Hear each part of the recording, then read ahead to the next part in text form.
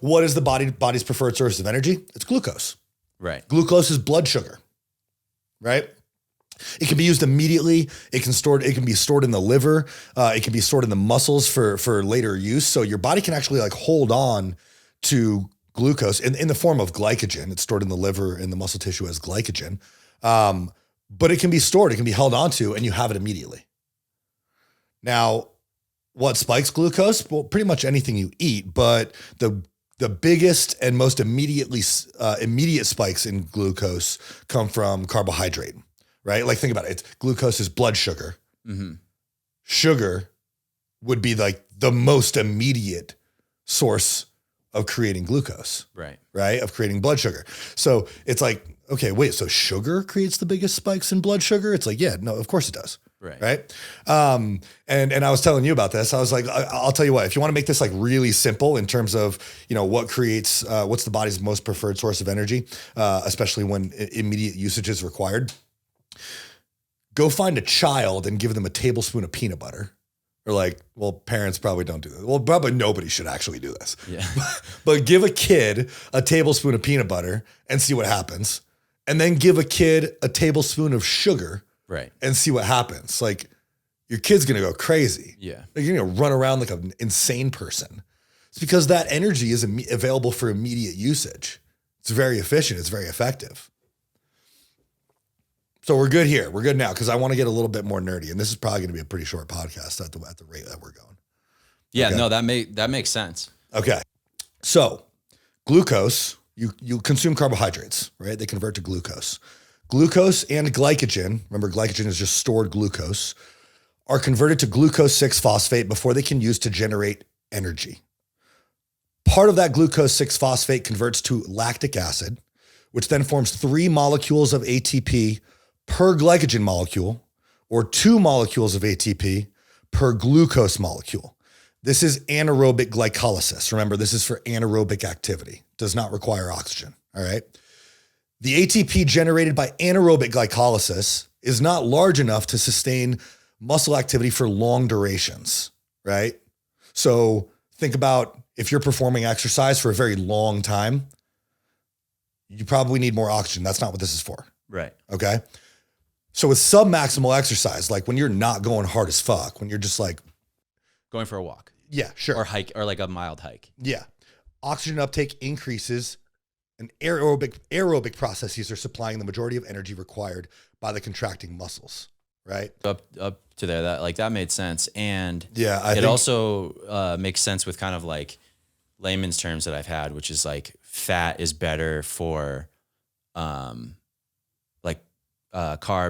are better for like why fucking Beast Mode eats Skittles during his NFL games. Yeah. Because like if he needs to like run up the field one time and like shed 12 tackles, which he's done, and like set off fucking earthquakes. Yeah. He eats Skittles, and it's been proven they've done scientific studies to show on like HBO, like Sports Science, to show like how that happens. It's actually kind of like a slight like performance enhancer. Yeah, it is. And isn't that's Marshawn Lynch, right? Marshawn Lynch. Yeah. Is he type 1 diabetic? I have no idea. He looks like he could be. I thought there was another man. reason. Yeah, he is a big man, but he's also fucking jacked. I thought there was another reason why he would always have Skittles on him. Because like if his blood glucose gets too low, he needs something quick to spike it back up. I haven't heard that, but I've seen tests that they've done like in a lab to show how like that glucose spike helps for like the short bursts. Yeah. That like if he eats Skittles in the beginning of this quarter, by the end of the game, it's not doing shit for him. But like for those few runs, it does actually. Yes. Energy. I'm glad you mentioned that because a lot of my clients, we utilize intra-workout carbohydrates, and because we understand the importance of carbohydrates in performance, like, we have pre-workout carbohydrates, we have post-workout carbohydrates because we need to help with performance and recovery, but we also have intra-workout carbohydrates as long as your carbs are high enough daily that we can afford that. And when I have my clients consume intra-workout carbohydrates, I like it to be, I like it to be from a liquid source. So like Gatorade would be great. Or if people are like, oh, sugar is bad, then I'm like, okay, drink 100% fruit juice or whatever. Right. Or if we're trying to eliminate, if we have digestive issues and we're trying to eliminate artificials, then 100% fruit juice would be great. But ideally, we consume those intra-workout carbohydrates in like kind of a bolus. So put it this way, if I give you 30 grams of intra-workout carbohydrates and you're working out for an hour and it takes you an hour to drink those 30 grams of intra-workout carbohydrates, you're getting like half a gram of carbohydrates per minute. Right. Right. Like it's like not a lot. Like Beast Mode probably eats like a family sized bag of Skittles during a game. Like I'm just guessing. Yeah. Right. So you're not getting a lot of energy per like moment of time. Right. But if you consume that 30 grams of carbohydrates in a bolus, you have like a bolus of energy, and that's going to help carry you through your workout. Yeah. So you're going to have more energy throughout your workout. But again, to that point, like we're not sustaining muscle activity for like long durations. We're not like running marathons here. Right. We're weightlifting. This is pretty short burst. Yeah. You're doing a set. Yeah. So we don't need sustained muscular contraction. We don't need sustained muscular activity. Right. We need short burst. And so that's typically anaerobic. Now, and that's pretty high intensity, right? Mm-hmm. Now, if you were in a fasted state or you were using like low intensity exercise, the bulk of the energy that is required by the muscle is going to be provided by like oxidation of free fatty acids. It's like kind of where like the fat burning zone comes from. Okay. You ever hear of the fat burning zone in cardio? It's like really low intensity. Right. So like low intensity, steady state. I mean, it's like, it's barely above a walk. Yeah. And that's your fat burning zone. Right. And that became popular because people thought, well, if I want to burn more fat, I need to stay in the fat burning zone, which is kind of bullshit. I mean, yes, if you want to burn more fat per calorie burned, then yeah, you stay in the fat burning zone. But like, if you want to burn more fat, it's like this. If you do 30 minutes of low intensity, steady state exercise and you stay in the fat burning zone, to put a random number to it, let's just say you burn 100 calories. Right. And most of them are going to be from fat because you stayed in the fat burning zone. Yeah.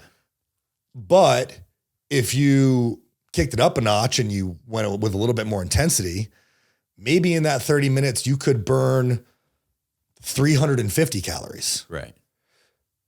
You'll burn more calories from fat doing that higher intensity exercise because you're burning more calories total. Yeah. You're burning 3 times as many calories. Exactly. A smaller percentage of the calories may be from fat because now you're using glycogen. Right. You're using glucose, but you're still burning more fat. So like, honestly, fuck the fat burning zone. Yeah. But that's a great way to think about this is like you're performing a high intensity activity. Your body, the higher the intensity, the more carbohydrates you need, the more glucose you need, the more glycogen is going to be utilized. Yeah. Because the body needs it now. Right. It needs it right now. It needs it in an efficient manner. And that's the most efficient way. There's no reason for it to try to figure out how to use fats for energy when carbohydrates are right there. Right. Ready to be used. So here's what I understand so far is that fat, when you eat fat, it creates a higher amount of ATP per gram, would you say, or per some unit of measurement? Mm-hmm. It creates the same amount of fat versus carbs. Fat's going to create more ATP, but it requires much more oxygen to turn that into energy. Yes. Than it does carbs, which seem to probably require very little, at all. It's like, boom, it's instant. Yep. So the fat is going to be, while it does create more ATP, that doesn't mean that ATP is going to be as readily available when you need it for high intensity exercise. Exactly.